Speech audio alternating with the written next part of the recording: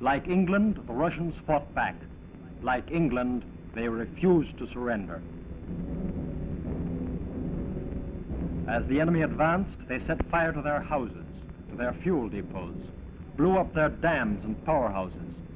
But for 18 terrible months, the German army cut and cut at the Red Line, forced it backward mile after bloody mile, until at the end, Stalingrad. Battered and torn, the Red Army had fought back, until at the Volga, Germany, slowed to an aching crawl, lost heart. Stalingrad. And beyond this, Germany would never go.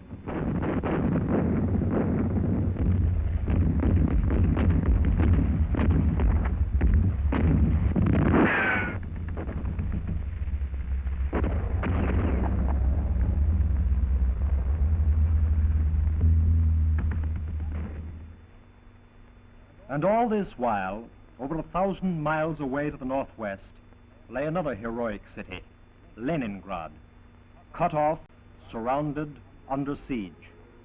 In Leningrad, they died of exhaustion in the factories. They died of shell fire in their beds. They died of hunger in the streets.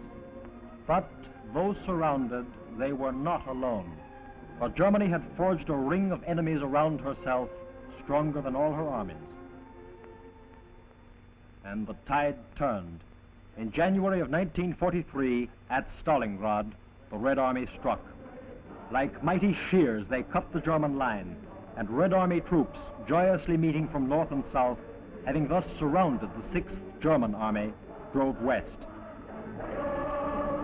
In a cold cellar, Field Marshal Paulus surrendered to his conquerors.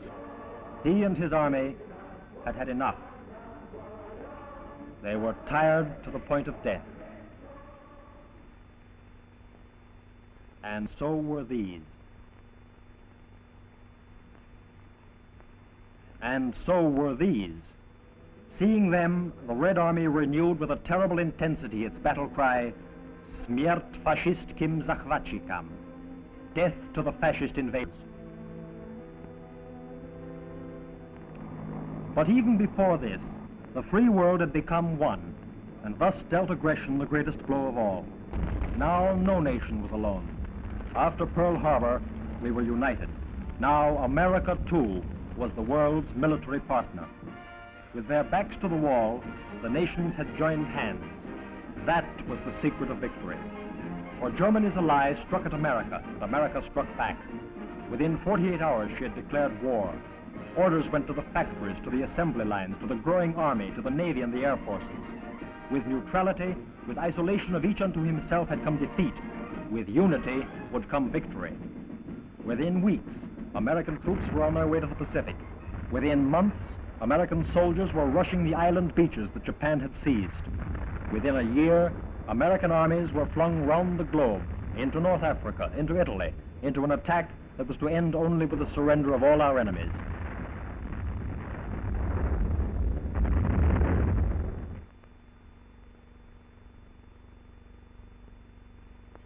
And in England, on June 6, 1944, the Allies delivered the most powerful and dramatic stroke of all.